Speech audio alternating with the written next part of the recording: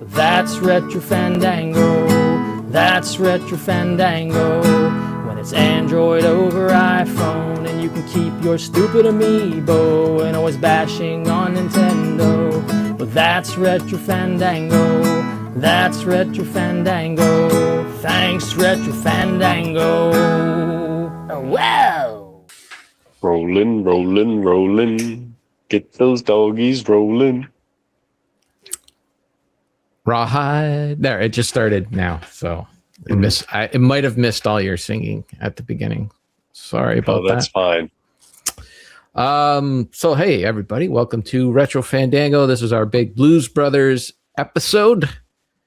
Even though the world is literally on fire right now, we still managed to watch a few. I don't know what's the forest fire situation in Japan? Do you guys have any issues with that or?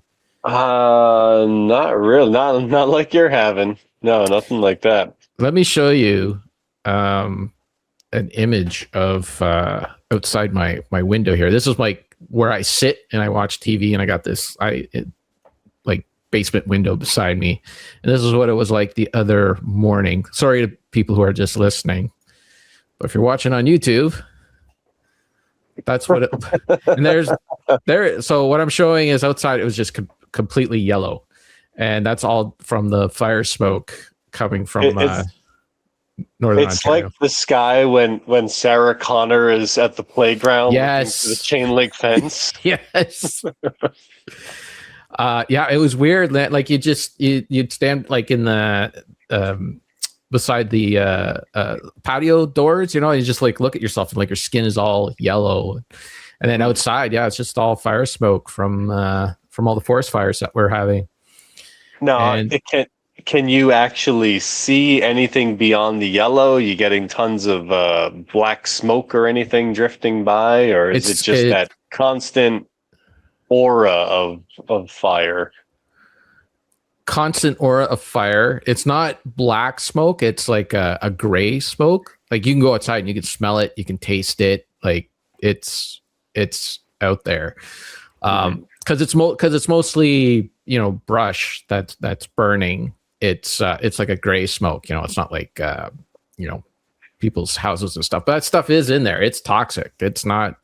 Oh, sure. You don't want to breathe any of this. Yeah. So I did try to take some photos outside, but they didn't really show up. Like my camera, I guess, just kind of compensated for it. Like it kind of looked okay. But from inside looking out, you could really see that. Well, yeah, it certainly looks unnatural. Yeah.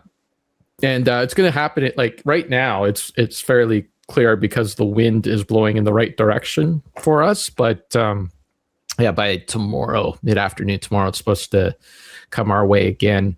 But it's just so frustrating how it's obviously global warming. Like I'm reaching my 50th year by the end of this year, and I have lived in this spot not continuously for the 50 years, but I grew up here, and I remember the year 1980. I remember 1985. I remember 1990. Never had any stuff like this. Nothing like this. The odd year there would be a forest fire somewhere close by, and you'd walk out and you could smell it for a couple of days. But this is just a whole new level, and it's not like a freak thing. This is like the third year in a row. 2023 was pretty bad. 2024, 2025, there was a couple of weeks but this is on a whole new level. It's really bad, and none of our leaders are doing anything about it. Our provincial, our premier cut who's essentially the governor of Ontario, if you want to Americanize it, and he actually cut back a lot of the funding that they were using for forest fires, for clearing up brush and all that stuff. He cut back all that stuff. And then Mark Carney, he ran on he's going to be this pro environment guy. That's what he was before he became prime minister. One of his jobs was he was working for a lot of lobbies and that were promoting green energy and green renewable energy. So he came across as a guy that was going to really help with things. And then all of a sudden he's starting to build pipelines in Alberta and all this stuff. And it's like, what happened to that guy? Like, and it just turned out to be a huge grift, because his whole thing was that was where he thought the money was going at the time. So that's why he was supporting that stuff. And then you got Trump freaking making speeches about elections he lost 6 years ago. Not like nothing about the environment. They just keep just keep kicking that can down the road. And meanwhile, it just keeps getting worse and worse. Like An Inconvenient Truth was getting on 25 years ago. That movie was made. Anyways. I'm going to let you in on a little secret there, Kevin. Okay, I'm ready. Those politicians. Yeah. They just say things to get themselves elected. I know. Yeah. But it's disappointing, And I'm not, like these Trump people who put their guy at 10. They give him a 10. He's a 10 out of 10, and then he has to work his way down until they finally open up their eyes. Politicians, for me, they start at 0. You got to earn your respect, and nope, none of them are doing it for me right now. So, and then on top of that, I got this weird thing on my hand. Look at this thing. What is that, a mosquito bite? What is that? No, it's hard. It's hard as a rock. I got for people listening, I got this red weird thing on my hand. And it's right in the middle. It's like a cyst. What you been doing with that hand? At first I thought it was a callus, but normally I get calluses like, on like if I'm like using a shovel or something, I get them all over here. But this is my left hand. I am left-handed, but for that stuff, I'm ambidextrous. I can go either way. So if one hand's bothering me, I can use the other. Whatever. You asked. Going. You asked. Anyways, yeah, I got this big fucking cyst here. Oh, it's just a pain in the ass. But in spite of all that, just hold it up to the flames out the window. I'm sure it'll burn it off, torch it off. But in spite of all that, I did my homework. I've watched the Blues Brothers. I watched about 90 minutes of Blues Brothers documentaries. Okay. I also watched Blues Brothers 2000. Wow, look at you. We don't have to spend a lot of time on. I didn't watch Highlander Endgames though, because I only had time to watch one terrible movie, and that was Blues Brothers 2000. So, but the big thing, my other piece of homework I did. You ready for this? I'm ready. Do you remember what my homework was? What my assignment was? I see you're reaching for something. Is that where you got your callus? No, because that it doesn't. Here, I'll show you.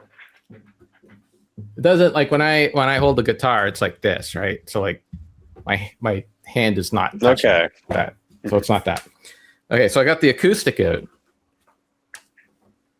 Do you remember what my assignment was? No, I honestly do not. I was it wasn't really an assignment. It was just the assignment I gave myself to figure out what the chords were for our theme song. That's Retro Fandango. Oh, right. Okay. See, that was the other thing too. I couldn't find our theme song. I knew I had it somewhere, but I couldn't find it. And I'm looking for That's Retro Fandango. I'm looking for, Duke, and I had a bunch of Duke Nukem stuff kept coming up, and as I'm searching my hard drives, I'm like, where the hell did I put this thing? And then it finally dawned on me. The title of the song is Ode to Retro Fandango. That's correct. I knew that because that's like Ode to Spot. Well, I could have used you the other day because I was driving myself nuts trying to find it, because all I had was our video intro. It just doesn't have. It has a slice of the song. It doesn't have the whole thing. And it was a lot easier to figure out what the chords were when you're listening to the whole thing. Well, listen to Duke play it over and over again, right? Mm-hmm. So I figured it out. So that's Retro Fandango. I can't really sing and play it. It was in there. That's Retro Fandango. iPhone and the Eve, or no, what is it? When it's Android and the iPhone, and you can keep your stupid amiibo. This chord, I gotta. You only heard this song a couple 100 times. I know. I can't sing and play at the same time. I'm not really good at it. I just figured this out yesterday, so if I really practiced, I could have done it. But I gotta hand it to Duke. He learned me some new chords, like this one here. Like that's E, but this little. It took me a while to figure that one out. I was like, where the heck? Where is that note? But it was down there. And then this chord, this one's a little hard for me to play. This is like an A7. That one's a.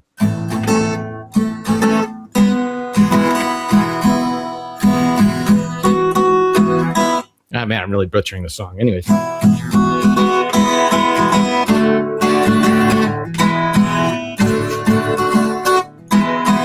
Thanks, Retro Fandango. Wow. You gotta throw that in.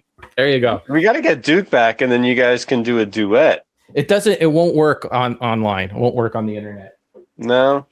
Oh, blasted internet. There's too much lag between the two. It's just not enough. Like, it's not enough to notice when you're talking, but if we tried to do something in sync, like if you try to... It's like when we watch that movie and it just, Yeah. Or even what the heck? Like when we were trying to play those games and people had to buzz in first, and some people were on a longer lag than others. And right. Yeah. Stupid internet. Yeah, ruining it for everyone. Anyways, there you go. That was my political. Look at that. Within 10 minutes, I got my homework, and I complained about my politics. What's going on with you? I had some homework. I barely got Blues Brothers in, so I'm glad I didn't have any homework. Well, did you want to start talking about it, or do you want to talk about something else? Yeah, we can, because it's fresh in my head, because I actually watched it in 2 parts. It's a bit of a long movie. Yeah, it's 2 hours and 12 minutes, and I didn't have a chance to watch it until like right before bed. And I knew I didn't want to stay up and watch the whole thing all in one shot. And I've seen it, enough times that it wasn't going to bother me to break it up. So, yeah, it's pretty fresh in my head. I just saw it over the past 2 nights, and I remembered all the things that I forgot. And I think I'm good to talk about it. But I then noticed, there was, a lot of behind the scenes stuff, and I wish I had taken the time to watch that, but at least you can fill me in and all that. Yeah. I did read through some IMDb facts and stuff like that. Okay. Well, maybe you found, I didn't read that, so maybe you have some stuff I don't. The answer there is cocaine. I do. Well, That's the biggest fact. I don't know, about 30 years ago, a long time ago, I read Wired, the Bob Woodward book on John Belushi. Mm-hmm. Yeah, so I know all about the cocaine stuff and all that. That was it's quite an interesting read. Which now, like that was kind of like the agreed upon closest possible depiction of what happened during that time. Like, and then now there's getting to be some pushback from some of the SNL people from back then. Like I know Bill Murray was giving it to Bob Woodward about that book, but anyways, the Blues Brothers. Let's get into it. So the Blues Brothers is a music. Oh, there's your got Blu-ray my visual. copy. I got my my Steelbook. Blues-ray. Oh, fancy. Steelbook Blu-ray right there. Mm-hmm. And on the back it says they're on a mission from God with the sunglasses there. Not much. They don't give you much in the inside though. Like you only got a little advertisement for ET and Jaws. That's it. Oh. Is there any artwork back here? I never even thought to look. Sometimes they put the artwork. They should have gave you a set of sunglasses with that. That would have been nice. I got this J card though, with which I never know what to do with. Like it goes around the, and it's like, I just kind of stuff it there on the shelf. I got one of those for my Tremors steel book, and it just like I want to take it off, but it's got all the description and everything. Okay, Blues Brothers is a musical action comedy directed by John Landis and stars John Belushi and Dan Aykroyd as Jake and Elwood Blues. After Jake is released from prison, the brothers learn that the Catholic orphanage where they were raised will be forced to close unless it can pay a $5,000 property tax bill. Believing they're on a mission from God, they reunite their old rhythm and blues band to raise money through a benefit concert. Along the way, they leave a trail of chaos, attracting attention from the police, an enraged country band, neo-Nazis, and a mysterious woman bent on revenge.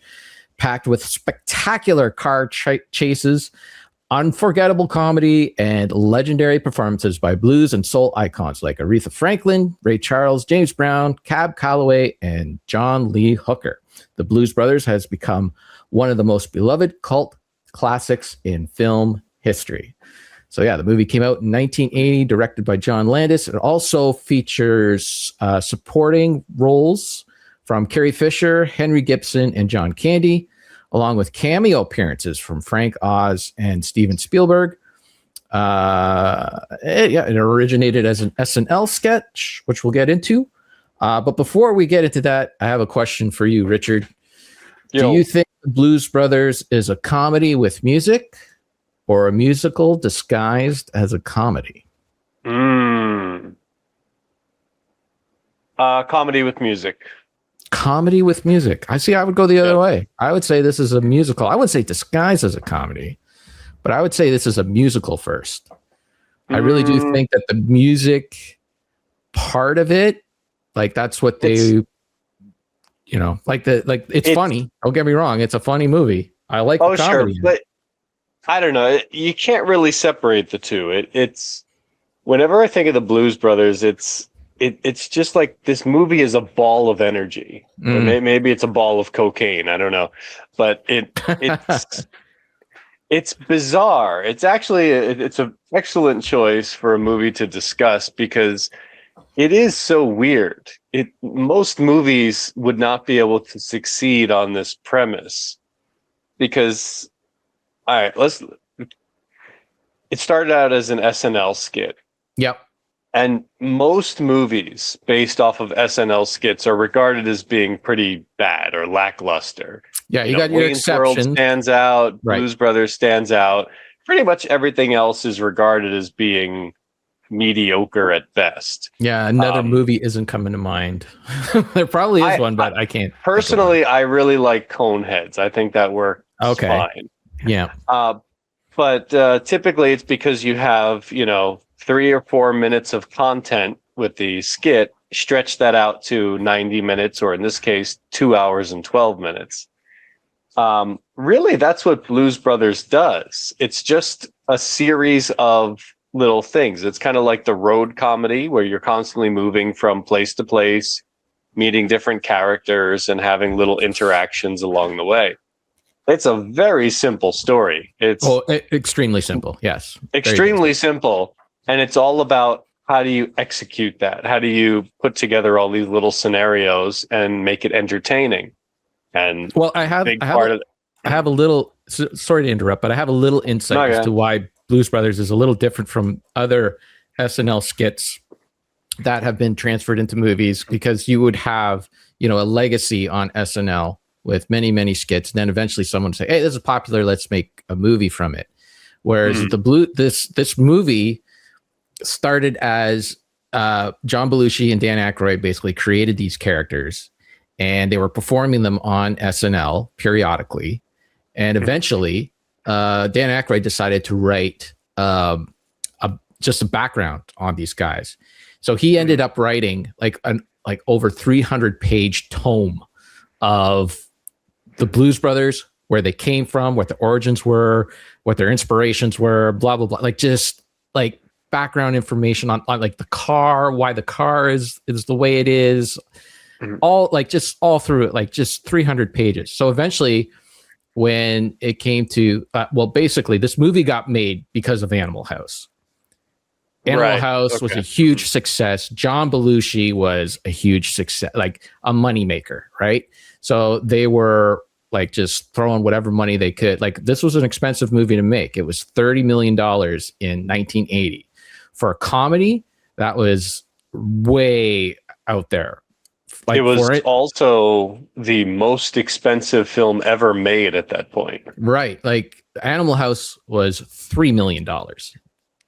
Blues Brothers was $30 million, which is insane. What happens when you make a hit? Well, and they got a lot of pushback from that. There is actually, if you go on YouTube, you can find John Belushi on Carson, and Carson asked him, like, $30 million to make a comedy. Don't you think that's a little excessive, to put all that money, all those resources into a film? And John Belushi had a great answer. He said, they put way more money into making missiles, and missiles have never made anyone laugh. And I just thought that was a perfect answer. But yeah, Animal House was a huge success, so that's why they were able to put all that money towards this film. But basically, Dan Aykroyd wrote that huge tome. John Landis, the director and also co-writer, took those 300 pages and condensed them down. So instead of like going from like, we have a little bit that works in a skit, there was no real Blues Brothers skits on SNL. They would just perform music. So it kind of like, it kind of worked in reverse, right? And Aykroyd kind of did this with Ghostbusters as well, right? He had like this huge, giant, tomb of just background information, all that. And Harold Ramis went in and cut it down. So basically, I think that's why the Blues Brothers was a little different than your average SNL movie. Yeah, well, I mean, it's a case of Dan Aykroyd, his imagination just let loose. Yeah, he'll come up with all these things. So, yeah, a lot of the background information. I read something about he even had a reason why the Bluesmobile was able to do all the things it did, because he had like parked it between some electric generators or something, and it was like, so Frankenstein juicing the car or something. I'm guessing you watched the theatrical version of the film. Like, is there a different version? Yeah, so there's an extended version of the movie. I didn't know that. And I can't even remember the last time I watched the theatrical version. It's at the point now where I don't even remember what the differences are. The theatrical version, the extended version does get a lot of flack for a lot of stuff that I normally complain about with extended editions. It extends the pacing is a little off. It just adds a lot of unnecessary scenes and whatnot. But this is one of those, every time I watch it, it's just such a pure delight that the more I get, the more I want. So that scene is in the extended edition where Dan Aykroyd, Elwood Blues, parks the Bluesmobile in this tiny garage. And then he, in order to get out of it, he has to go out through the window and walk over the hood of the car, the roof of the car, and then the trunk of the car to get out of the garage. But yeah, that was supposed to be where the Bluesmobile gets its powers, is through all that electrical field. But okay, I had no idea there was an extended edition of this. Now, someday, at some point, you're gonna have to watch that. Yeah, it's mostly, I think it's mostly the music is extended, like the musical, the dance numbers and whatnot are extended. Okay, but that is one scene that I know of for sure that was not in the original version. But it doesn't really. So Dan Aykroyd wanted that to be the explanation as to why the car got its powers. It's never really explained. I saw something from John Landis saying it was cut because he said, "Nah, it's just a magic car." Yes, whatever it does, it's just magic, which is Well, which is one thing to note about the movie is it's essentially a cartoon. Yes. It's like you can't take anything seriously with it. It kind of establishes that, I guess, once they get to the bridge and Jake is like, "I don't like this car." "Oh, you don't like the car?" And then he takes it up off the ramp. They do the big jump. It's like, okay, it's that kind of movie. Yeah. Because up until then it's fairly serious, just the slow trek of him getting out of prison. And then the Mission from God stuff, when they go into the church. Then you get that's to that. really like, okay, we can let anything go because they're on a mission from God. Anything you can't explain, it's what's that, God's will or God's it's a divine power that comes out. Yeah, but sure, divine the power, destiny, that's whatever it is. I can't remember.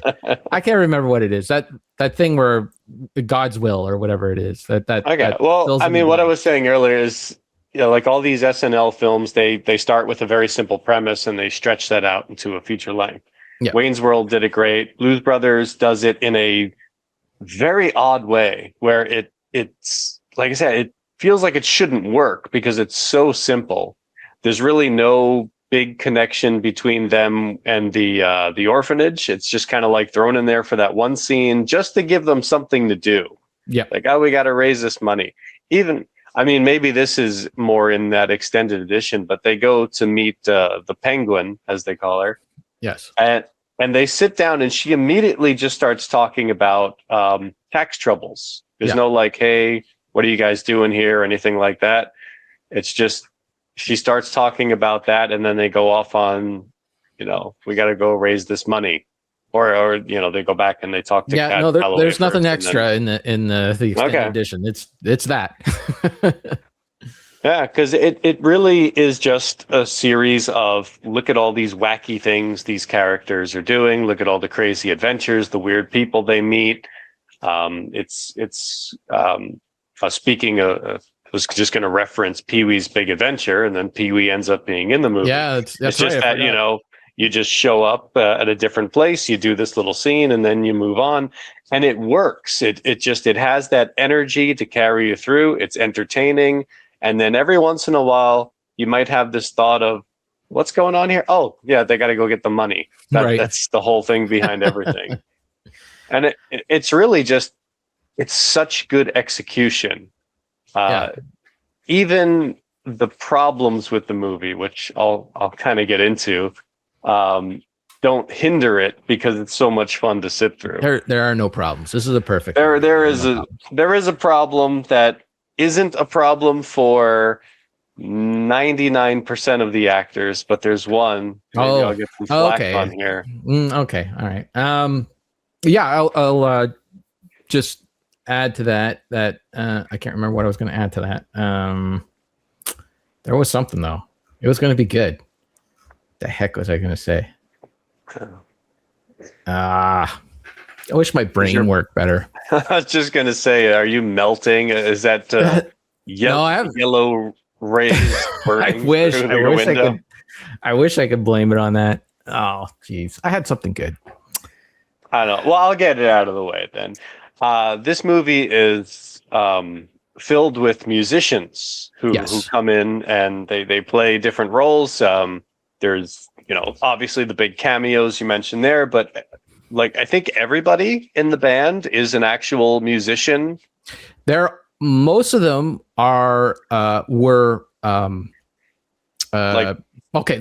Sorry, I won't say most of them. Known musicians. The horn section were from the Saturday Night Live band. Paul Schaefer was supposed to be in the band as well, but because he had some sort of contract issue that he could not be in the movie, so that's why he's in the sequel, not in this one. So they replaced him on keyboards with that other guy. I can't remember his name. But Donald Duck Dunn, Steve Cropper, those guys were in Booker T and the MGs. So if you ever heard the song Green Onions, they were a big rhythm and blues band. Will Davis is the drummer. He's like a big, he performed with a ton of guys as well.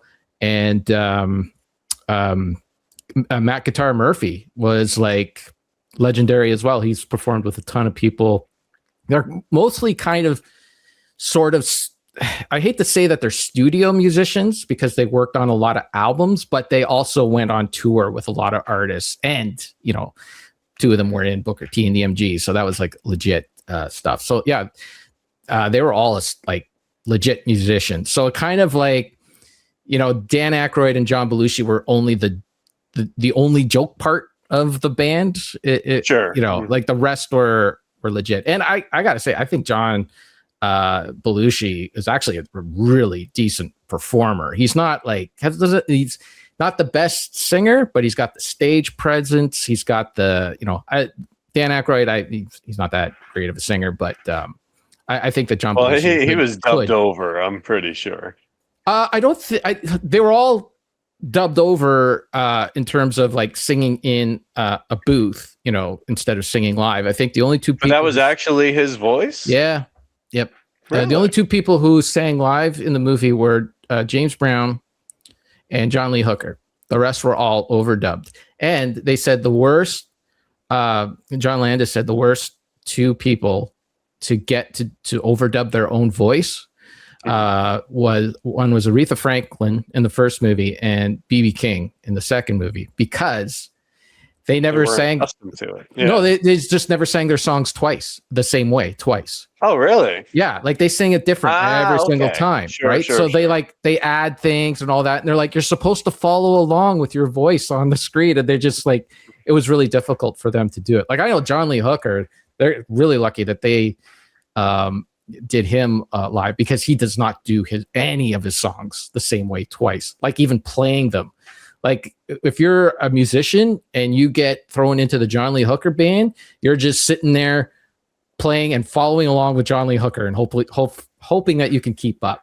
Like you can even hear in the movie, there's a part where he starts going into the interlude before the chorus, and the rest of the band is still playing.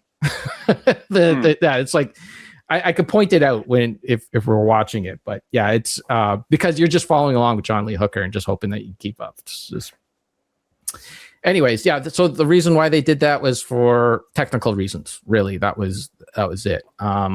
Sure, and to me, all that works. I can take it where they're not the greatest actors, and a lot of their lines feel very and action. Like you could definitely you could see where they took the better actors in the band and gave them the bigger roles. Yes, for the most part, like that one trumpet player was the maitre d' in the restaurant. He was obviously the better actor out of all of them, so that's why he had more lines. Him I would have taken as an actor. Right. He wasn't bad, but he wasn't, brilliant. The one that gets me, John Belushi's a terrible actor. Oh, jeez, come on. So bad. No. So bad. Are you serious right now? I'm serious. I'm very serious. You're trolling me, right? The way he delivers lines, it feels very flat. It feels like he doesn't have a good sense of chemistry with his fellow screen members. It feels like it comes out of nowhere. He doesn't have a lot of range. I mean, John Candy's in this movie, so when I think of like the funny fat guy of yesteryear, sure, is like night and day. I don't know. He's not even close. You're comparing apples and oranges. I think that John Candy was his thing. Just because they're both fat. Yes, they can be their own thing, but especially like that scene where he gets down on his knees to Carrie Fisher. Oh, I love that scene. I think it's so great. Bad.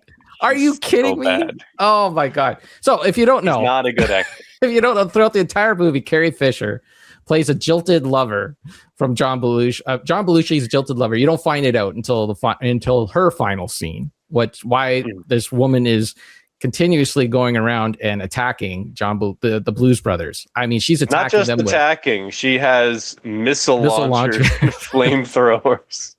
And he has the Wile E. Coyote Acme catalog. Right. Yeah. And it's I don't know. It's hilarious. Well, if you note it, like throughout that entire movie, Jake Blues is the cool guy, right? He's just always calm, collective, whatever. He's got the buildings falling down on him. He just gets up, dusts himself off. Whatever it happens, he's just cool.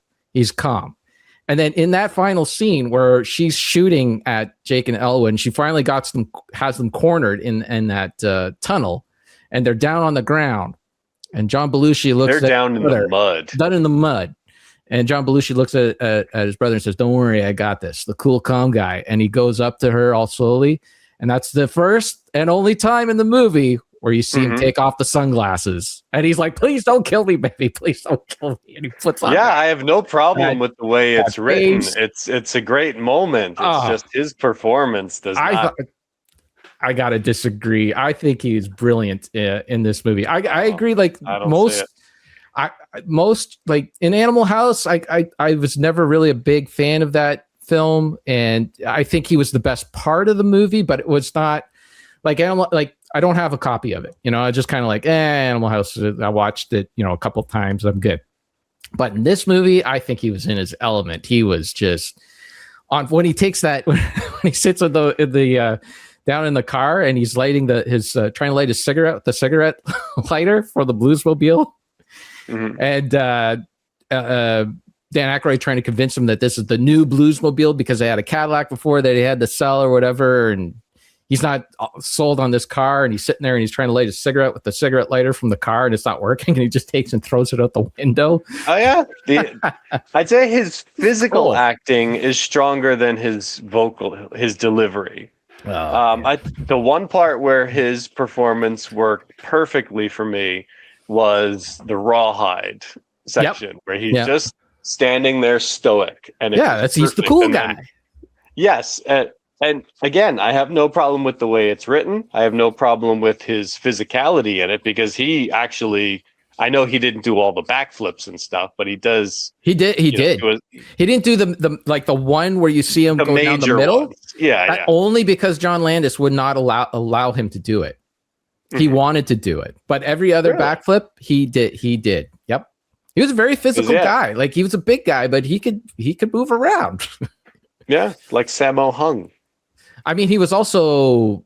I think they were both 29, 30. So I mean. Not saying that I could do all that, but it would be a lot easier for me to do that. And they were fueled by cocaine. And there was cocaine, yes. Yeah, John Belushi was notoriously absent during a lot of the film. Like he would just leave for days. They would have to shoot around him and all that. It wasn't easy for them, but he was the big star. He was the number one because Animal House was so successful, and he's got top billing for the film, so he was the number one guy. Everyone else was just riding on his coattails. But yeah, no, I don't know. That's surprising. I'm taken aback. I thought you were going to say like the bad acting from a lot of the musicians and all that. And I was like, yeah, okay, you got me there. But I could take John Belushi. He's pretty flat for me. Well, and you see, that's part of the reason why I think this is a musical first and a comedy second, because you would have filled this movie with comedians pretending to be musicians instead of musicians pretending to either be comedians or comedic actors or actors. Like it was more important for this film to have Aretha Franklin in that role instead of an actress doing an Aretha Franklin like performance.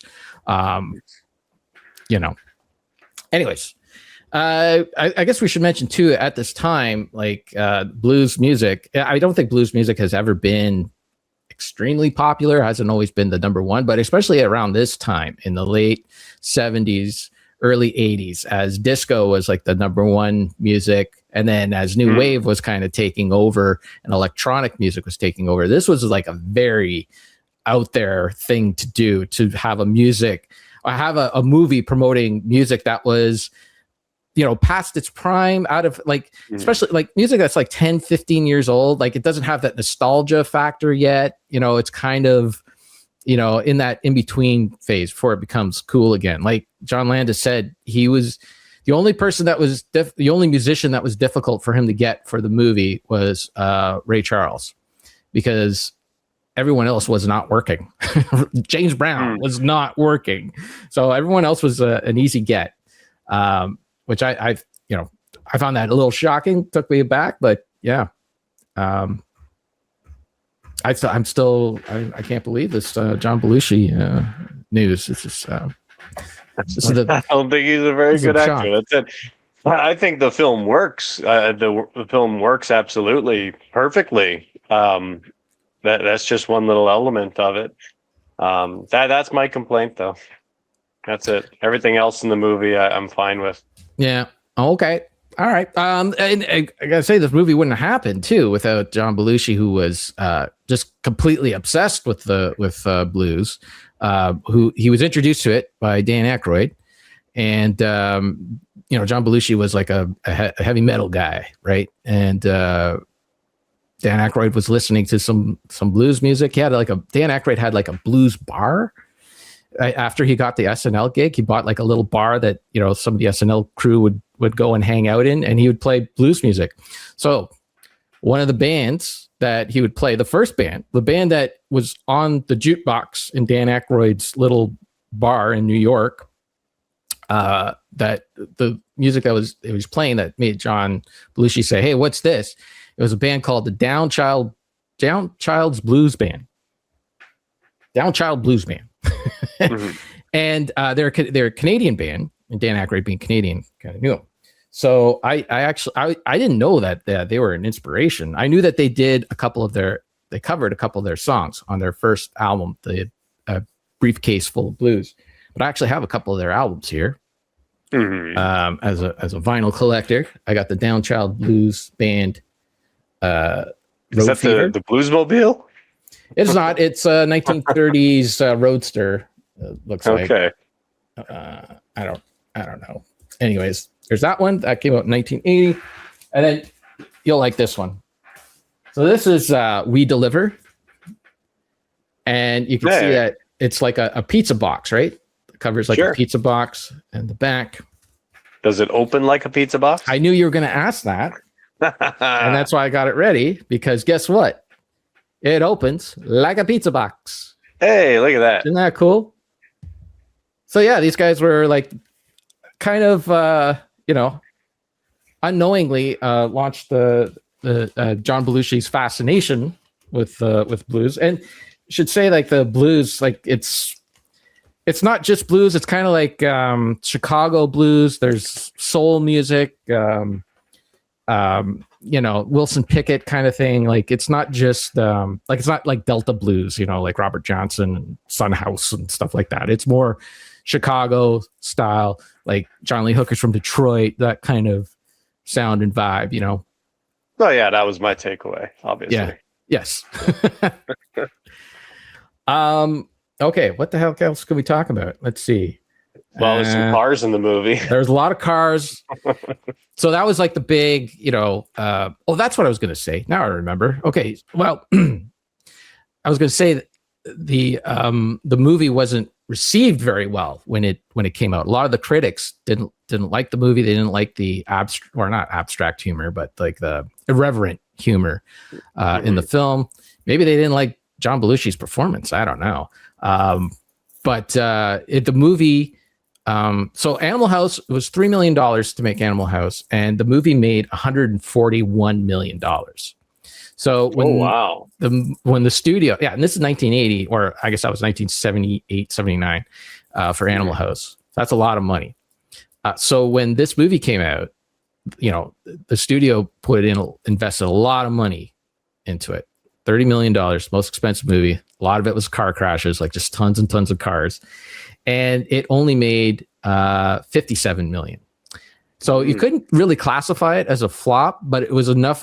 It wasn't enough of a return on their investment that, it kind of was seen as like a bit of a stinker. Like it didn't have the critical, it wasn't a critical darling, and it wasn't, it didn't really make success. Right.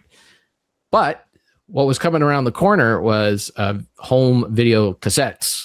And that's where the movie really caught on, and it became a cult classic. It made a lot of money on VHS, and then re-airings too. It aired a lot on late night TV and whatnot. So I read something that international market helped too. It was kind of bigger overseas. Yeah, but it still wasn't like it was enough that it made its money back, and I think that. So that 141 million. Oh, geez. I had it here. I think I deleted it. I think it made over 100 million eventually. overseas. But it's still like when Animal House makes 141 and you only spend $3 million, Sure. you know, it just kind of, they crunch the numbers in anyways. Mm-hmm. But yeah, they destroyed a ton of vehicles. There was over 100 vehicles destroyed in it. They also shot in Chicago and Milwaukee, which was expensive. They dropped the car from the sky in Chicago, which was expensive because they had to get a lot of the permission. They had to do they had to get like aviation permission and all that. They had to classify the Pinto, the ugly Nazi Pinto, had to be classified as an air vehicle, which was expensive apparently, because they were going to drop it. And then they had to prove through tests that this vehicle that they were going to drop was not going to, you know, hurt any part of the city or anything like that. Well, sure, that's a pretty big concern. Yeah, and so they ended up where they ended up dropping it. They dropped it from. They dropped there was a part of the city where they would store the salt that they would use to put on the roads in the wintertime. And so that's why when you see the car fall, it looks like it's going to fall into a field. And then when it actually lands, it lands on a street in Chicago, which is fine because we all know that was God that made the car drift over to a street, right? Sure, and that the Bluesmobile would conveniently be timed to jump it immediately afterwards. Of course, that's the way it goes, man. And that part where they are on that freeway and the freeway just kind of ends and they nearly fall off the freeway and then they back up and then that's where the Nazis drop. That was actually shot in Milwaukee. And interestingly enough, Red Letter Media just did a video on all the movies and that were shot in Milwaukee. And so they touched on that one. And so apparently a lot of the shots that are meant to be Chicago in the movie is actually Milwaukee, but a lot of it was shot in Chicago as well. Of course, John Belushi ramped up the costs of the film by not being present for when they were apparently he would just disappear, right? They would be okay, we're ready for John. Where's John? And he'd be gone. And they'd try to go find him. And he would just be at some guy's house. Yeah. Some random dude's house. He would just knock on their door, say, hey, I'm John Belushi. You know who I am. I'm on SNL. I need something to eat and a place to sleep. So he would walk in. You know, the guy's like, yeah, come on in. As he'd walk in and he would find he'd just open the fridge, make himself a sandwich and crash out on the person's couch. And the one guy, he had the knock on the door and he opened the door and they're like, is John Belushi here? He's like, yeah, he's here, but keep it down. He's sleeping. Okay. Did any of the music artists stand out to you? Did you like any performance in particular or? Oh, there's not one that I didn't enjoy. This movie gets you every time there's a musical performance. It's you're into it. Some movies when it's they'll have that number that's this one's not as good as the other one. This one, everything works. The highlight for me though is Minnie the Moocher. I can't complain about that. I don't hate any single one of them either. They're all good. I really can't. It's hard for me to pick a favorite. I do enjoy them all. They all put a smile on my face when I see them. The Rawhide, the Stand By Your Man, even that stuff when they're playing for humor. Yeah, it works. It's so good. And I grabbed my guitar and I was playing along on my guitar, just jamming with I was watching both movies actually. I guess for you, they need to have a version of this movie where they put the chords, the music up on the screen, kind of with the bouncing ball, and you can. So when before they play Rawhide, they're figuring out what country song to play in that country bar, and they're like, "What song are we going to play?" And they're like, "Hey, we'll do the theme from Rawhide." And Donald Duck Dunn comes up and say, "Yeah, we'll do it in the key of A. That's a good country key." And I'm like, "Good country key." Thank you, sir. Thank you, sir. So I didn't have to figure that one out. We were in A. One thing I did read though, sorry to cut you off, but the Minnie the Moocher part, apparently he did record a disco version of that as a way of kind of reviving it, and he wanted that version in the movie, and they kind of had a strong arm into playing the classic. Yeah. But yeah, I guess that goes back to what you're saying. A lot of these artists weren't working so much, so they were possibly drifting into disco for some of these classic songs. Cab Calloway, apparently he had like any sort of like new fad that had come up, like he would do a version of that song, and that would be the version he would stick to. He wanted to move forward kind of thing. So there's like a twist version of Minnie the Moocher. There's like a, early 60s, the Byrds early Beatles style. There's a psychedelic, and that was the flavor of the month was disco, right? So there's a disco version. That's what he wanted. And when he saw like what they had recorded, he wasn't too happy with it because he wanted it to be, more modern. But anyways, I also found it interesting. So like what I find interesting too is like normally in a musical, the characters will break into a song to convey emotion, to convey what they're feeling. But in this movie, I think that only happens once with the Aretha Franklin in Think, right? Where she is like conveying her annoyance with her husband, right? Sure, yeah. But the rest, I think all the songs are kind of interwoven into the film in a very natural way. And that's what, like, I wasn't always a big fan of musicals, and that's kind of why I really enjoyed the Blues Brothers, how they, they go into a church, they're performing, like it's the there's a reason for music to be played in that situation. The choir, they're at the country bar, they're playing country music. Cab Calloway has to perform, so that's they go into Ray Charles' music shop. This piano doesn't work. Yeah, sure it does, and he starts playing. Even though a lot of they actually, the guy that they got to do a lot of the choreography, apparently he was like a very traditionally trained choreographer. So he actually wanted them to do a lot of like really corny movements and that, and they actually had to like actually tell him like, let's not make it too elaborate, let's just tone it down. And I think he took that direction and nailed it, because a lot of the choreography is like, it just hits that spot, right? Like there's just not, it doesn't get too elaborate in a lot of the scenes. And then, so one of the first ones that they shot was Shake Your Tail Feather with Ray Charles. And if you remember, a lot of that was exterior shots with people on the streets dancing around. None of those people were professional dancers for that. Really? Yeah. They were all just what they call them? What you got to do. Background actors. That's all they were.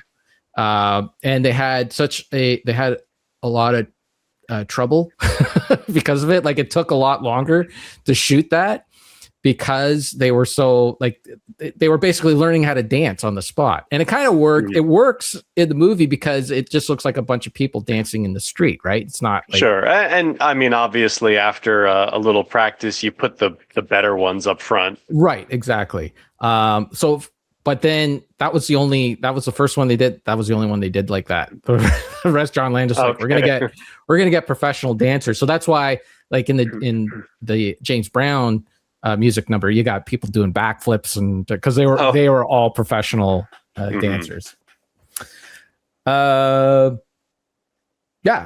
Musical performances were great. Helped introduce a lot of younger people to blues. And I gotta say, like for me too, like I wasn't, I grew up in the 80s. It was whatever was on the radio, top 40. I didn't know a lot of blues artists or whatever. And this movie definitely introduced me. Like it was really Eric Clapton that got me into blues, because he would like dive into the blues all the time. And then, Blues Brothers as well. That was good. Car chases were insane. Classic. The car chase through the mall, I think, is probably the one of the most iconic car chases in film history. It's got to be in the top 5, if not in the top 3 for car chases for me anyways. I mean, it's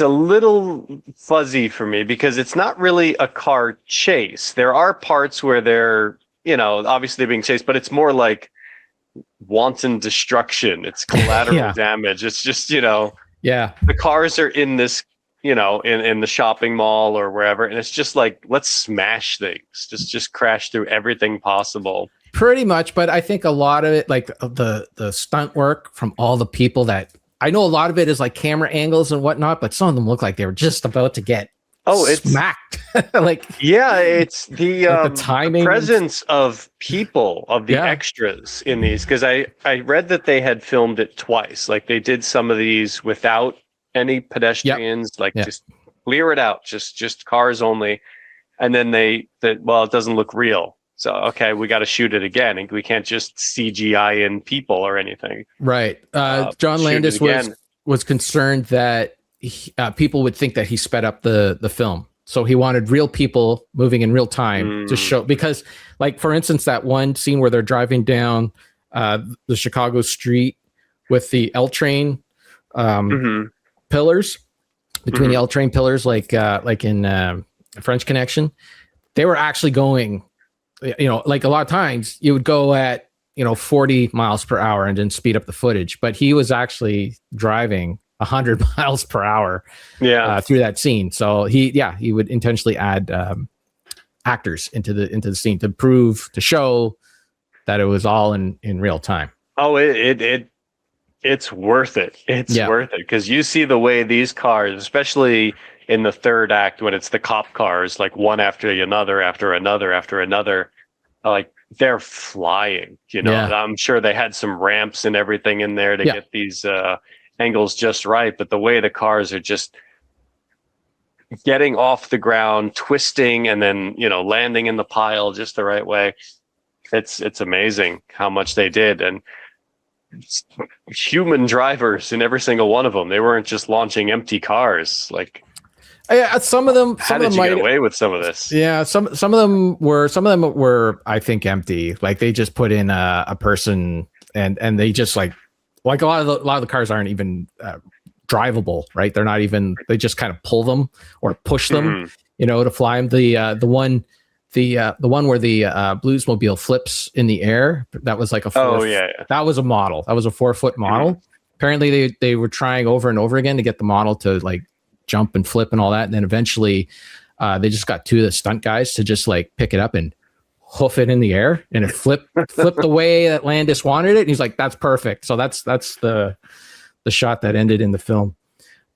Just to get back to the mall scene though, so that mall apparently they just locked into it. It was an empty mall. It had closed down like the year before, so they were able to go in and just do whatever they wanted. So they put out a call to like local vendors, like local people, local businesses, and that to bring their wares into this mall. So that's why like a lot of them, like the malls, like you could tell like it's not like a real room behind the glass. It's like about 3 feet behind the glass, and there's just all this stuff in display. It was enough. So apparently they had just like these local businesses to come in and set up like their wares in there. So there were certain stores that they could go through and crash, and then there was others where there was like, this is somebody's merchandise, we can't mess with that. So, but they needed to fill up this mall. There was nothing in it, right? It was completely empty. So yeah, there were certain parts that they could go through, certain parts that they couldn't touch, and there was so much merchandise in there. There was millions of dollars of merchandise in there that they actually had to hire security to look after the place. But stuff was still going missing. So then they called the police to come in and investigate why stuff was going missing. And it turned out that the security guards that they hired were stealing the stuff. So then they had to hire security to watch the security. It was there's a reason why the budget was so huge for this film. But yeah, they also smashed a lot of stuff in there. When they're in the before they go into the mall, when they're zipping around that parking lot, apparently, like they had to get cars to fill up the parking lot. So they couldn't find enough like old beaters and that to put in there. They needed like 200-300 cars. So they ended up going to dealerships and grabbing brand new cars to fill in the slots. And the stunt guys were like given read the whatever. I don't know. They were told they can't hit any of the cars. Whatever they do, don't hit any of the cars because they're brand new cars. But yeah, the movie. No, they didn't buy those new cars. No, they just used them for them. Well, I mean, I don't know if you must have to pay them something to, drag one of their new cars onto the lot. If you end up smashing some of these, then you're obviously paying for them. Right. If they got smashed, they would have to pay for it. So that's why the stunt guys were told, like, make sure that you don't hit any of the cars because they were zipping around, they're pretty fast and that. But the movie set a record for the number of cars destroyed in a film. Yeah, no CG. All practical stunts, all practical effects. Well, I guess, drawn in. Is that practical when you draw in God coming down and lifting John Belushi? Oh, yeah, a few opticals here or there, or some, but mostly a lot of fun practical stuff. I love when the penguin, she just kind of like recedes into the room after her big speech. Yes. And the doors that just close themselves. Little things like that. That's a cheap trick. And boy, it looks great. And a lot, not just the cars too. There were a lot of good, solid stunts. Like that one stunt guy that falls down those stairs in the school desk. Yeah. I mean, I still like cringe every time I see that because I'm like, man, that's gotta hurt. Like, got this desk around you. Yeah, the one that gets me is the collapsible building when John Candy and the cops are coming to Elwood's apartment. Yeah. And as soon as they open the door, Carrie Fisher detonates a bomb and then they all fall through the floor. Yeah. I'm sure it was a lot of, soft material and stuff. Those bricks they were in. Yeah, they were obviously the fake things. Yeah. But just the look of it, because they cut to it at just the right moment. You're not holding on it for too long to see, hey, there's something funny looking about this set. It's just like everything destroys and they go down with the ship. Yeah, that was part of the thing that John Landis wanted to convey or like just kind of subtly show is how the Blues Brothers, they started from like a meek start, like their meek started right in life. They were orphans or whatever, and everything in their life is small. So like Elwood's apartment, small. Where he parks that in the extended edition, where he parks that garage, it's small.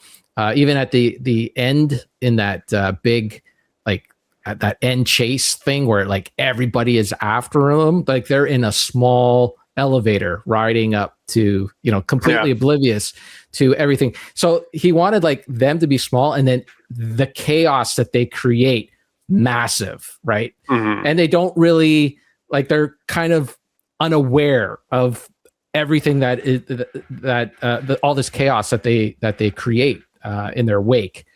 And I think that's part of the reason why the movie is just so fun. Like if the Blues Brothers were doing this on purpose, it would be like, these guys, they wouldn't come off as likable. You'd be like, who are these jerks? Right. But just like how everyone overreacts to what it's like a cartoon, like Inspector Gadget or whatever. Yeah. I mean, there was like the Wile E. Coyote rule for him. It was something like, the Roadrunner would never hurt Wile E. Coyote. He would only be hurt by his own actions. Right. He was doing it to himself. So it feels like all the villains in the movie, the Blues Brothers aren't outright, doing anything to them. It's kind of like they're chasing them, and then it's because of that they just end up, worse off.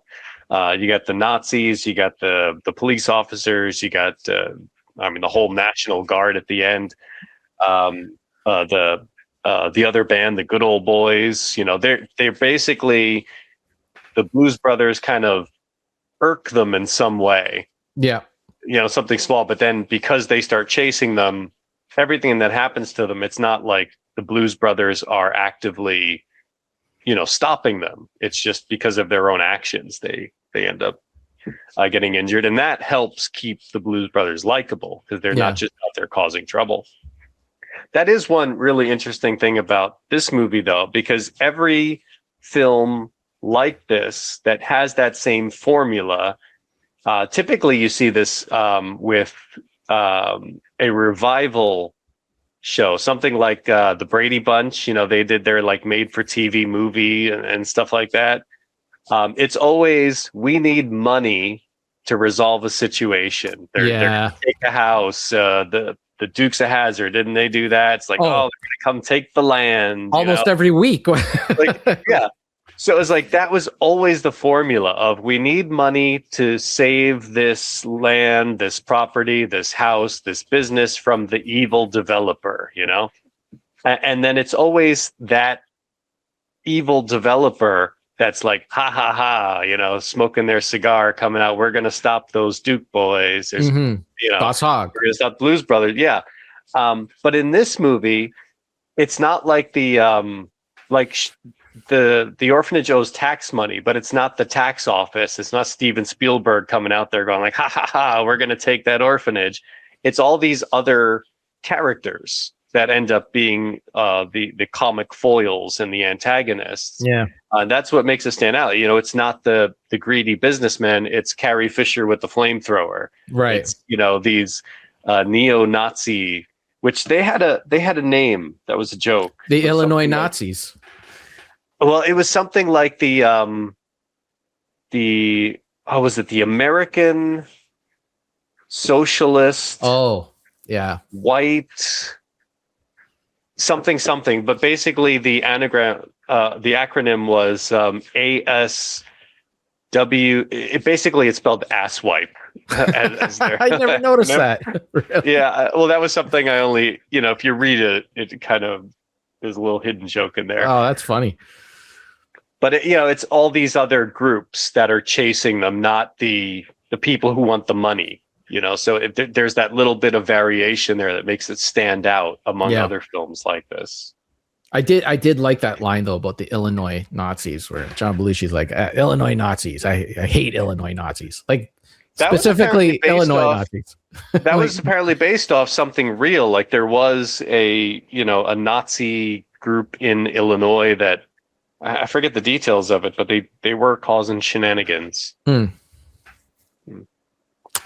Yeah, that's what Nazis do. They cause shenanigans.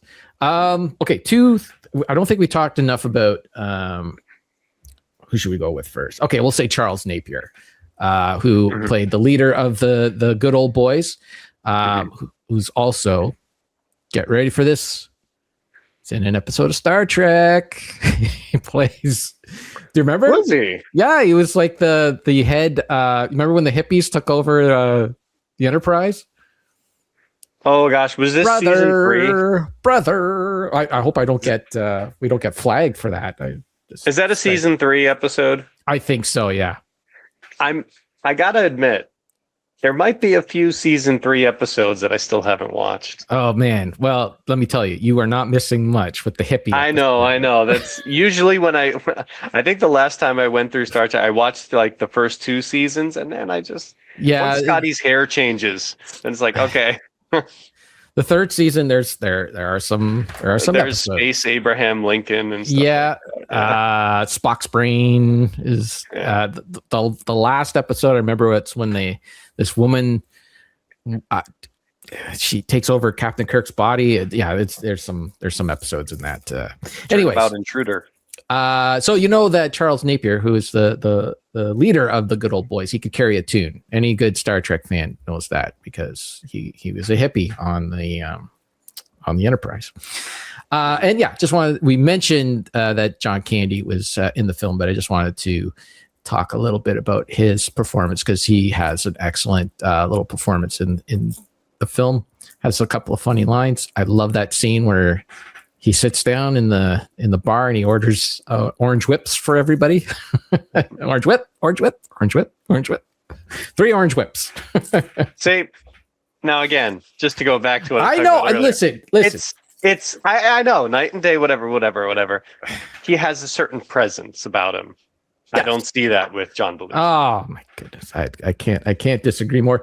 I mean, listen, if you're gonna get me to choose one, of course I'm gonna choose John Candy. I'm gonna choose Uncle Buck. It's unfair. It's unfair to hold everyone up to that standard. Yeah, I think it's yeah. I would say even Dan Aykroyd has a certain presence about him. Yeah, sure. Yeah. John Belushi just still doesn't match. I gotta disagree. Okay.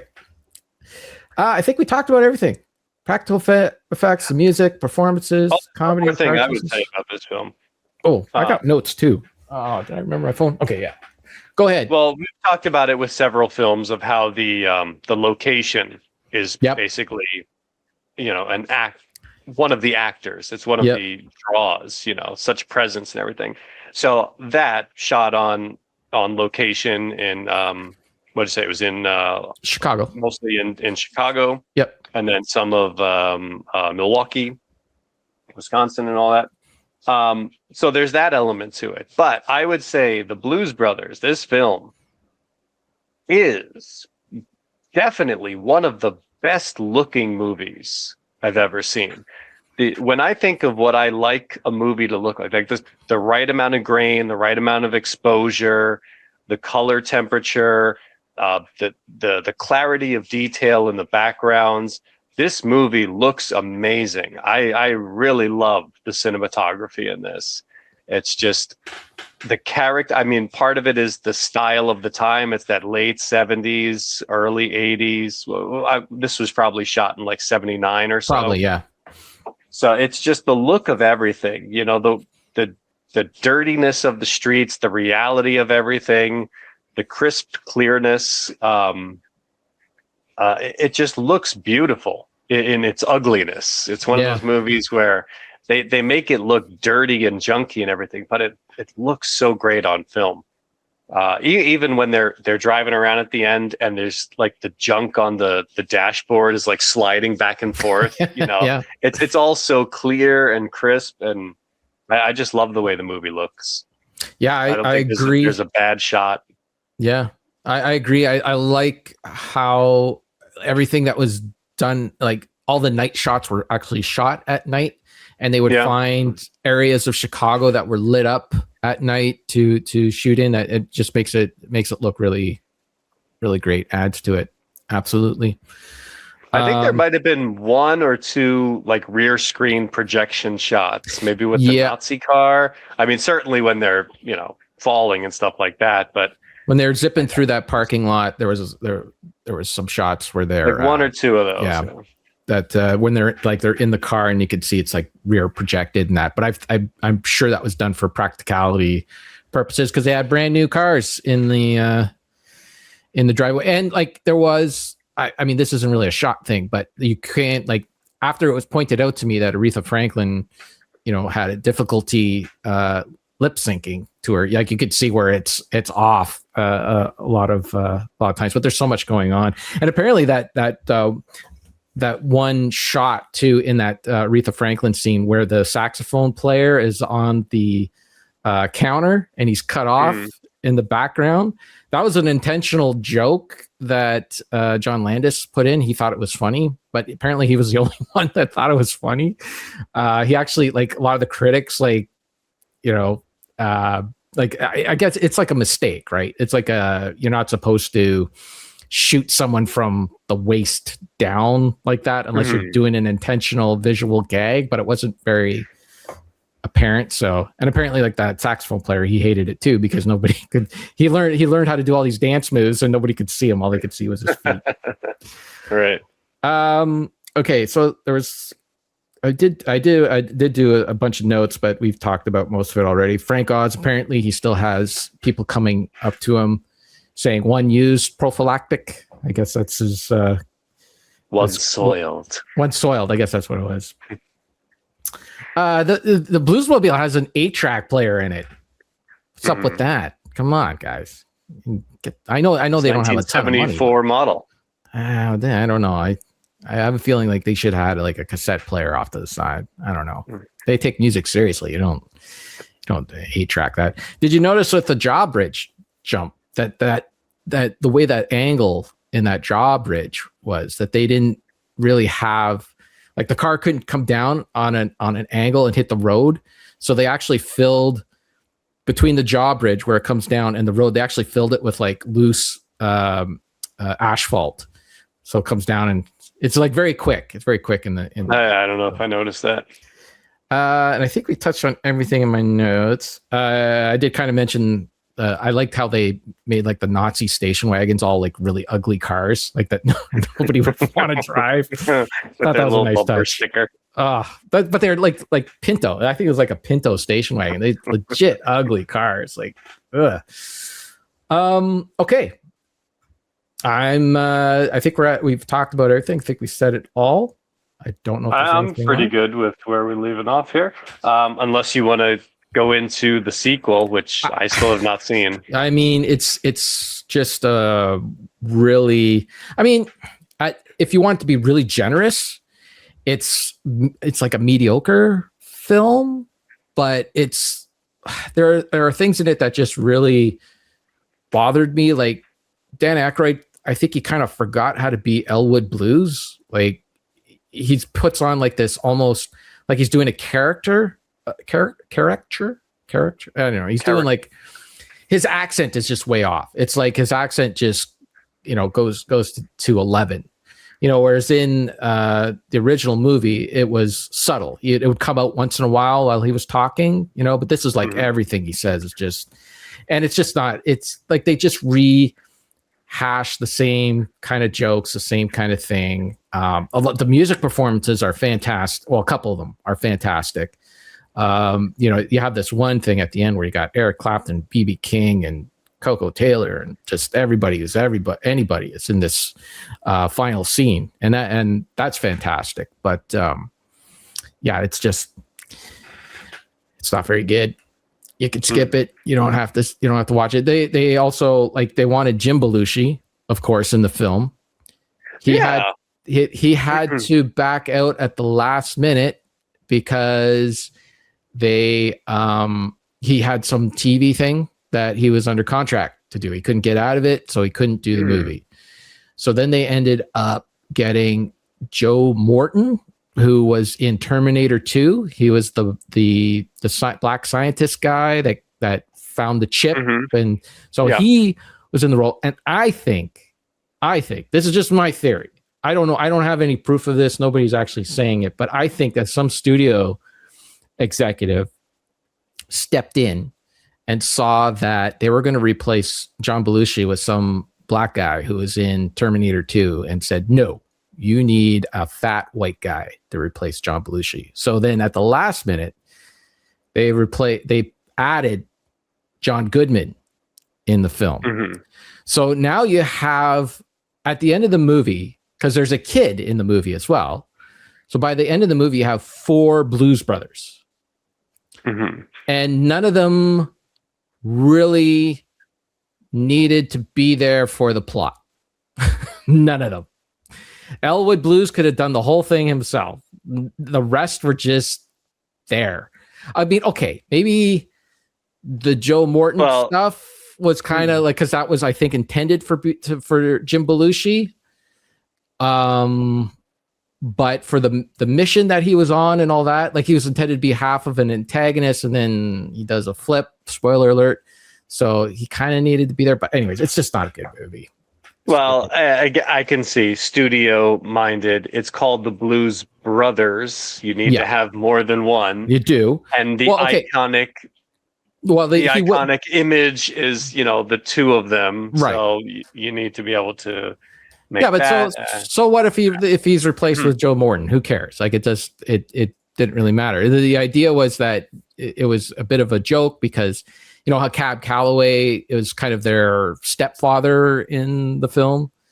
Well, he has, and so originally, like Elwood's father was supposed to have Elwood's father had an illegitimate child that Elwood finds out about later on, and he's his half brother, so he brings him on. Is this the sequel or is this this is the sequel? This is the sequel. Okay. So he brings him on as his cohort. They're gonna go on the mission from God together. But then when he couldn't get Jim Belushi, he replaced him with Joe Morton, and the idea was that Cab Calloway, his stepfather, was the father. So that's why one was white, one was black, and they were going to be the Blues Brothers. But I guarantee you, some executive came in and said, no, you can't have one white guy and one black guy. This doesn't make any sense. I don't like it. And so they met them halfway and threw John Goodman in the movie. But John Goodman, he's got nothing to do in the film. He's just there. It doesn't make any sense. The kid is just like an extra plot element that doesn't even need to be there. Like, it's not very good. But the music stuff is great. And I will say, John Goodman, at the beginning of the film, he looks like Eric, the Mighty Q Dog. He's got he's got Eric's glasses on and some slick back hair, and he puts on like one of Eric's faces, like that at one point. And I'm like, oh my God, that's the Mighty Q Dog. He just needs a Sega Master System. It would have fit in perfectly. But yeah, you could skip that. Just watch the original. I mean, you can watch the music numbers on YouTube. You can check out the Wilson Pickett and Eddie Floyd performance. That was great. Really colorful, very well. Like John Landis can still, he did Michael Jackson videos and stuff. He could still do music. Oh yeah, he knows how to hold like a big spectacle. Yeah, absolutely. I mean, Coming to America, there's that whole the wedding dance thing and everything. Yeah, it's just the writing wasn't very good. I think it was one of those things where they just kind of wedged too many people into this. Like, that's the thing with the Blues Brothers. Simple plot, right? You start adding like more people into that story, and it's just like, what are we doing here? That's Blues Brothers 2000. I am, and I mean, there's a ton of characters in Blues Brothers, but they're all in the background. Yeah. It never strays away from the main two for too long. Okay. What would you give it? What would you be your stars? I'm out of 5. 5 out of 5. Out of 5? Yeah. I mean, I wouldn't knock off stars for John Belushi's horrible performance, but no, it is absolutely a cult film. This is the kind of thing that I think a lot of mainstream audiences might feel weird about. It's like, what's going on here? What is it? Why is Carrie Fisher have a missile launcher? Because the first time I saw it, that's the reaction. Like, what is this? What's going on? Yeah. But then, let the movie do its thing, and you realize, it all makes sense. It's just it's a unique way of telling the story. Yeah, I'll admit, the first time I saw it, I was befuddled. I did not get it all right away. I was also a kid, and I was like, Ghostbusters and The Great Outdoors, and I was used to those kind of Dan Aykroyd things. So to watch him, he's super skinny, and there's this Belushi guy that doesn't seem very nice, and the first time I saw it, it was kind of like it was weird. It was a weird movie. It just didn't. It is odd, and that's what everybody comes out of the theater saying, and then everyone else goes, I guess I'll skip that one then. Yeah, and then it's one of those. I guess it's like that whole Leslie Nielsen thing. Like every time you go, you start thinking back to all the parts that you liked, and then you watch it again. It's like, oh yeah, I like that part. And then you're just the next time you watch it, you're like, I'm waiting for the good. And then it's a comedy that definitely has grown on me over time. Every time I watch it, and now it's just a pure delight. It's not even a thing where you have to wait for the good scenes. It's just like it keeps going. This movie has a very good pace. Yeah. Maybe in certain scenes, again, it's because of the acting of the non-actors. It feels like there's some dialogue where it's a little stop and start. People feel like they're doing their lines separately. It doesn't feel like they're doing this like in a stage play format where it's like constant movement. Yeah. Okay, you do your line, we'll cut it together. It doesn't always have that vibe of a natural conversation. But the film as a whole, it just keeps moving and moving and moving for me. I guess you just become accustomed to it because now I just see it as part of the charm of the film, right? Like I mean, this was a major production, a very major production with the amount of money they spent on it. But it does have that feel of something that's a little, I don't want to say clunky, but I guess it is just, again, because of the performance of all of the non-actors. There's that slight clunkiness to it where it's not a smooth finished product, but it has all of the charm. Something. Yeah, like if you really wanted to pick apart, like the scene in the diner, when it's Matt Guitar Murphy talking, and he's like, "Oh, that's Elwood. Oh, that sounds like Jake." Of course. But they're not actors, right? So that's the thing. He's there for his guitar playing. Mm-hmm. Speaking of guitar playing, did you notice what type of guitar that little kid tried to steal in Ray Charles? I did not, because I was waiting for the gunshots. It was a Fender Stratocaster blaster. Oh my! Yeah. Oh well. Yeah, he's knowing. Oh geez, I gotta fix this now. Hold on a second. Oh no, your Fender's twisted. Uh-oh. Yeah, there we go. How much money did you spend on that? And you're rolling it underneath the wheels of your chair? No. It was just the neck strap that was twisted on the guitar stand. That's all. Anyways, so now you got to mount yours on the wall with 2 bullet holes next to it.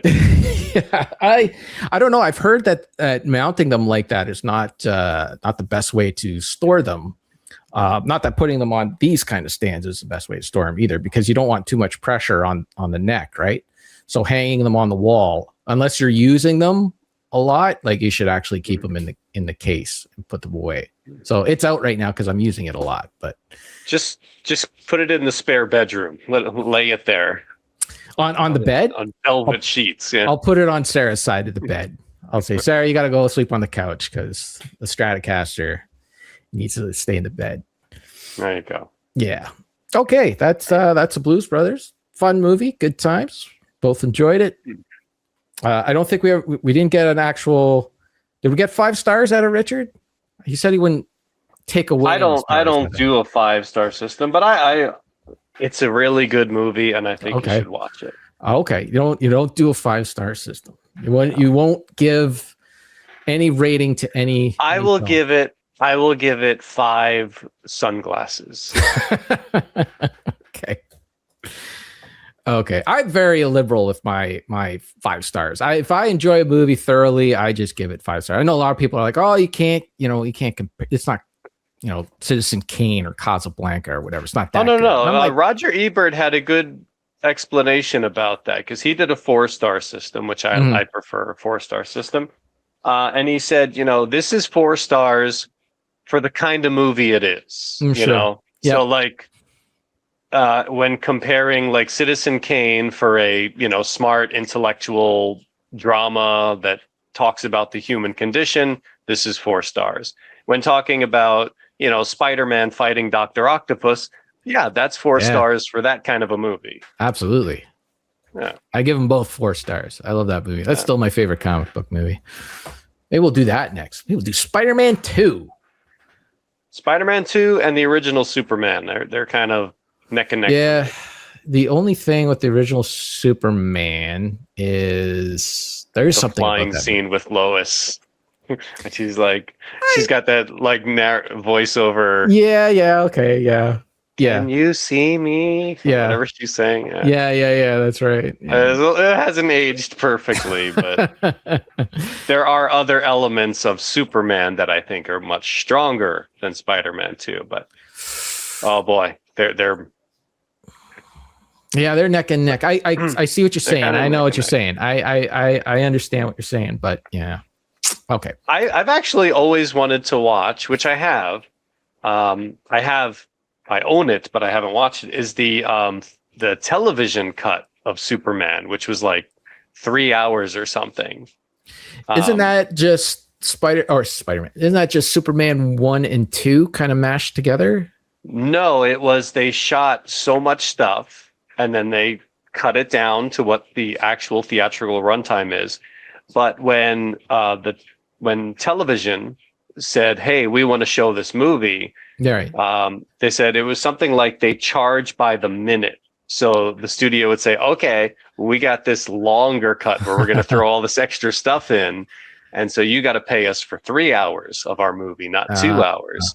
Well, wasn't it part though too, like in order to because everyone had seen the movie in the theater. And then in order to get you to watch it again on TV, they would say, "Hey, we got all these extra scenes that you didn't see." Maybe something like that, where basically it was stuff that they cut out, right? Put it back in for the television edit. So it probably feels too long and lots of necessary scenes. But I'm curious to watch them because I've just never seen I thought a lot of it ended up in Superman 2 though, because I thought that was because Superman 2 technically has a two directors are credited for it, right? Richard Donner and I can't remember who filmed the theatrical. Lester gets full credit because in order to get credit, you have to have shot at least 51% of the movie. Right. He had to shoot more stuff, or reshoot different things. Well, didn't Lester like add stuff to it so he could get to that 51%? He added a lot of comedy, which is why you get stuff like the Zod and they're blowing their breath at everybody and the ice cream's going in his face and the guy on the roller skates going backwards and yeah. So maybe that's a weird one for me. Yeah, that's a weird one for me because it's hard to watch either cut knowing that the other exists, and some things work better in the Lester cut and some things work better in the Donner cut. Yeah, I don't feel like I have a full movie. I know, and there are people that hate the Donner cut. Like, if you ever listened to Chris Roberts on Duke's show, there talk about the Donner cut, and he's like, I'm always yelling at my whatever phone or whatever I'm listening. It's like it's not meant to be the movie. It's not meant to be. It's just there as like a document. It's basically they said, "Hey, do you want to try to do something with all the footage that's here?" It's like, all right, let me Frankenstein it together, and then it's not what he envisioned, right? Because he has to use what he had. And I think doesn't it recycle the ending? So the ending. So this is my understanding of what happened with Superman. Yeah, I know what you're gonna say. Okay, yeah, that they had. He was shooting both movies at the same time, Superman 1 and 2, and then he got in arguments with the producers and all that. He walked off the set, and they basically took the ending that he originally wanted for Superman 2 and they threw it into Superman 1. Yes. And so when you went to the theater, that's what you saw. And that's how the movie ended. So that's why the same ending is in the Donner cut, because that was what he intended Superman 2 to be. Which makes me wonder, what was the original ending of the first Superman 1? Yeah, I don't know. Yeah. I don't know. Because it's a great ending, and I could see if they were doing back-to-back, like why you would save that for the end of 2, because it's like this big, moment, but it works really well for 1. So at the very least, you got one excellent movie out of it. Yeah. Superman 2, I enjoy so many parts of, but it's just such a weird thing now that there's 2 versions of it. Yeah. And neither of them feels complete. Maybe we should make the Fandango cut where we just take both parts we like out of both.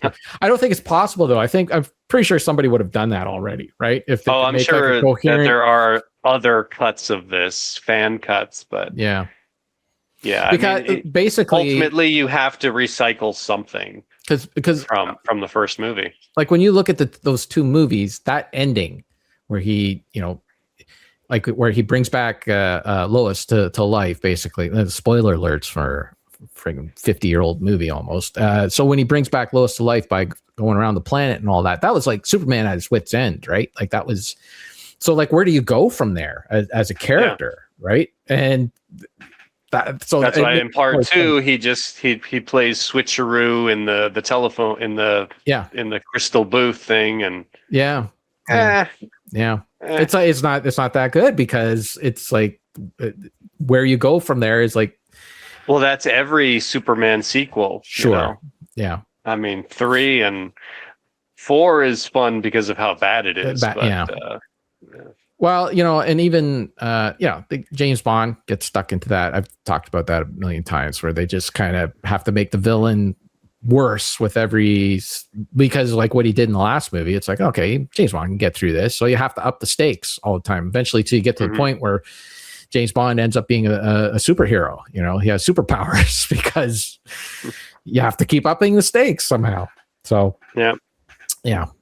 Okay, I think that's it. I think we've said everything about the Blues Brothers. You got a bonus Superman stuff in there. Next month we're going to be doing a video game. We're going to be doing Prey. Maybe Richard will make it through it. Did you at least make it to Walter Goggins? Did you at least make it to him? Do you even know who Walter Goggins is? Walter Goggins? Okay, never mind. Yeah. Okay, now here's the thing. I've been, all right, spoiler, I'm putting a lot of hours into this experience, but this is one of those games where you got your main focus, and then you got all the little side tangents. Yeah. And I don't always know. I mean, it tells you, it's like, this is your main goal, do this, but I don't know what I'm missing if I don't do some of these side tangents. Yeah. It's usually worth it because you get a lot more of those, low perk.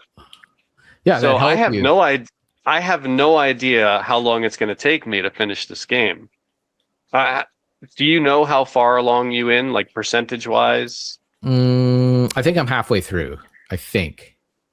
And like how many hours is that? Geez. I haven't checked how many hours I've logged. Does Epic tell you how long you've played? I'm sure it does. I've just never bothered to look for it. So I really don't know. Like, I don't know how many hours I played it. Let's see here.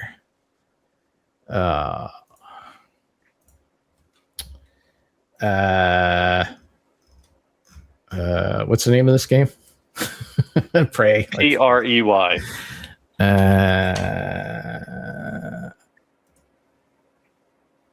Does it tell you somewhere? I don't think it tells you somewhere. I don't know. Anyway, I've been putting in my time, but I think I'm going to need a bit more time to be able to finish it off. So my proposition is either we do it very late in August, or possibly push it back to September and do something else in August. Let's push it back to September, because I also next month will be with the Cartridge Club playing Kings of Amalur Re-Reckoning, which is like an 80-hour game. So, oh boy. Yeah, I was going to have to cram both games in. So, you know what? That'll actually help me too if we push it to September and maybe just do a movie next month. Sure. I have no idea what, but sure. Spider-Man 2? Superman?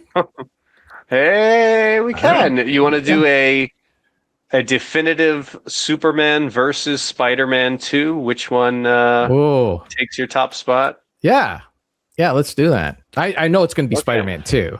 I know it because I do have some issues with Superman, even though I do think it is nearly a perfect movie. It's nearly perfect.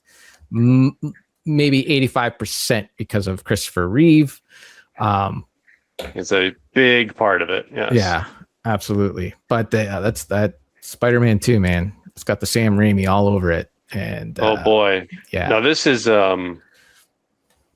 making me feel like I kind of have to watch all Superman and Spider-Man. We're just talking about those two. Yeah, just those two. Just okay. You might, like, if you haven't watched Spider-Man in a while, maybe watch. It's been a while since I've gone through like those movies. So 4 Superman movies, I guess 5 if you count the you don't need to watch all those Superman movies. You can just watch the first one. We're just going to talk about the first one. I watched I watched them not too long ago, and yeah, I mean they're they're fun to go back and watch, but I can't imagine we'll be talking too much about it. Like, okay, unless we just do Superman and just do Spider-Man or whatever. Like, no, but I like that idea of doing Superman versus Spider-Man too. Which will come out as the best. Okay, all right, yeah, fair enough. That sounds fun. But yeah, I'll probably end up watching Spider-Man 1 and 3. Probably. I've only seen at the very least Spider-Man 1. Yeah, I've only seen 3 once, and really, yeah, I've only watched. Never went back to watch the emo Spider-Man. Oh, well, okay, so Spider-Man 3, when it came out, I loved Spider-Man 2 so much. Oh yeah, everybody did. I did not like when it came out, and the reviews were so bad. I was just like, you know what? I'm not going to do any diminishing returns. I do not want to see Spider-Man 3. I don't want to see it. And then I think I was at work or something like that, and it came on TV.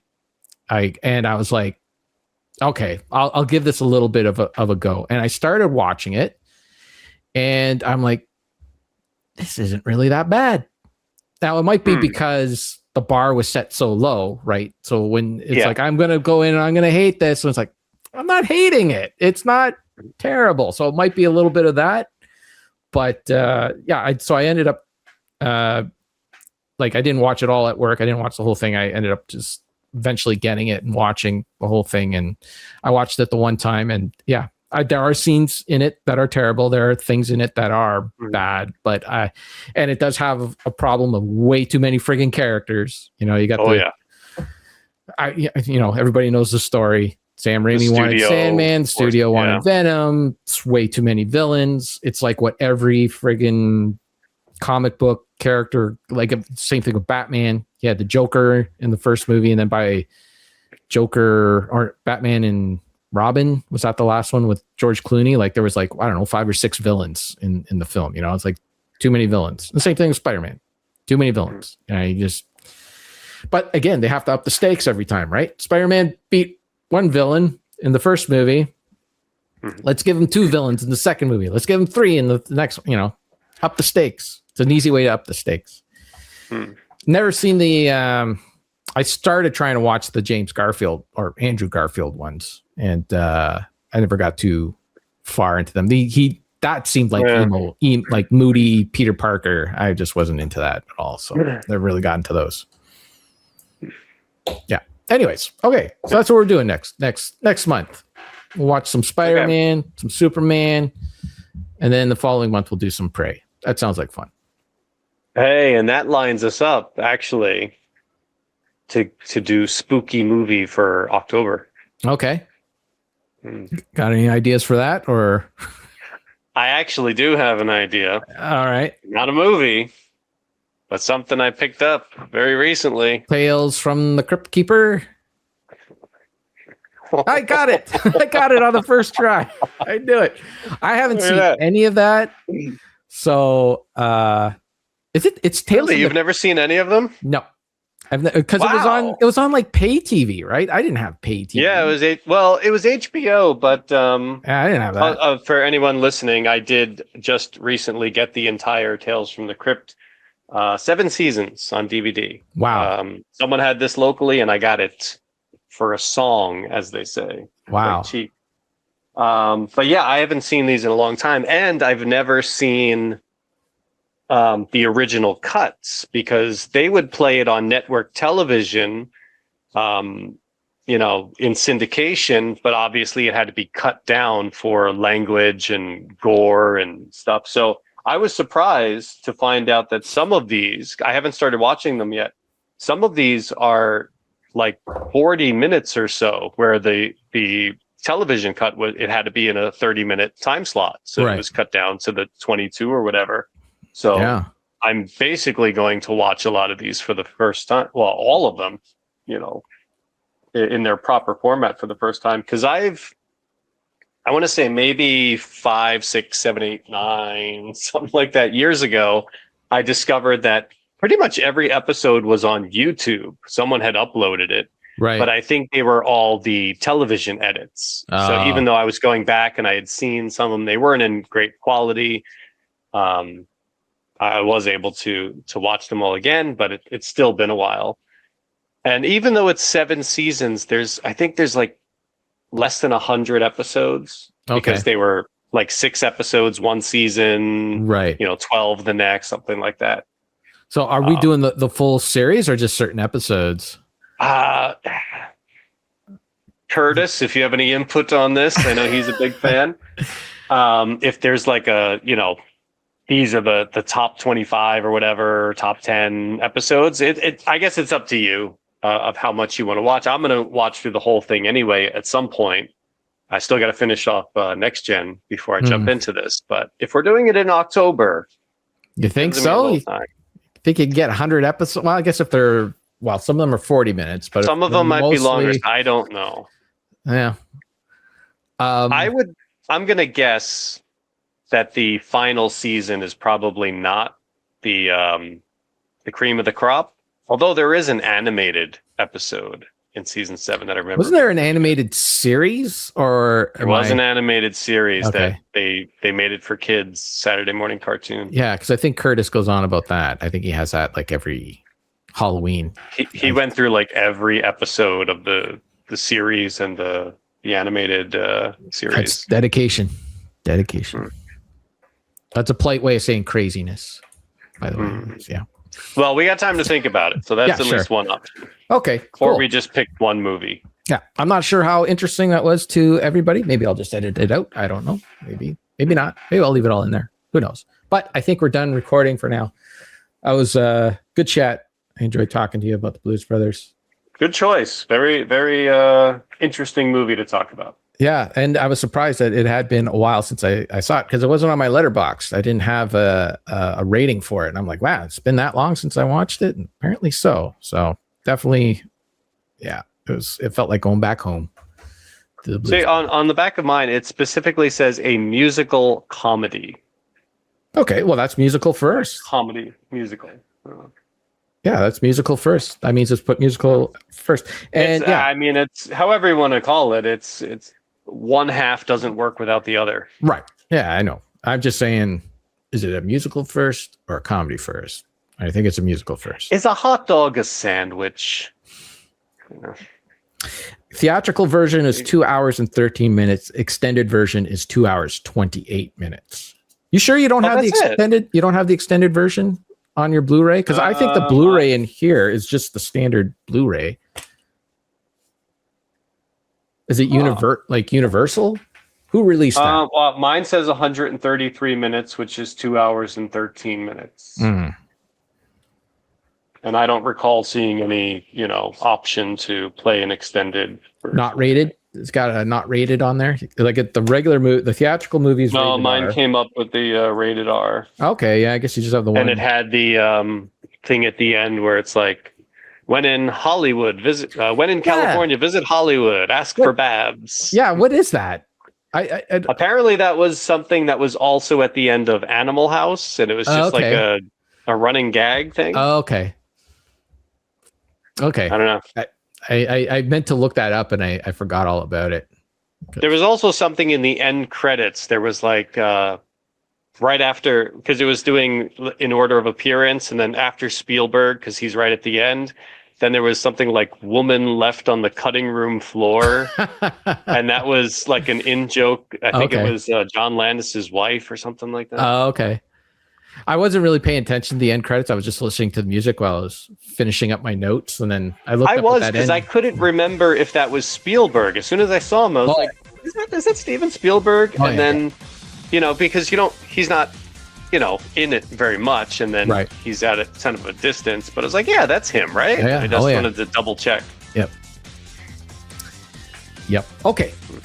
That's when they were friends before John Landis. Well, they're not friends anymore. After that Twilight Zone accident where a couple people got beheaded. Oh, yeah. During John Landis's shoot. Yeah. Apparently that Spielberg separated from him after that. It's like, nope. Wow. I'm not going to talk anymore. That's too bad. Hate to see that. They seemed like such good friends. They were in each other's movies. Yeah. Oh, well. Okay. Thanks, everybody, for listening and or watching. And we'll catch you next time.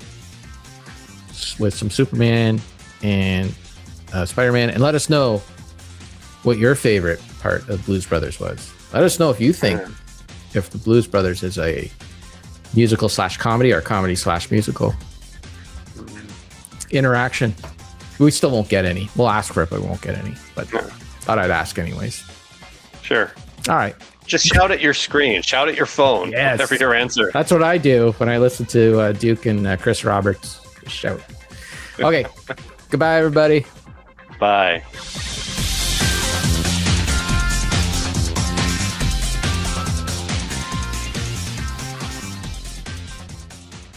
Fandango.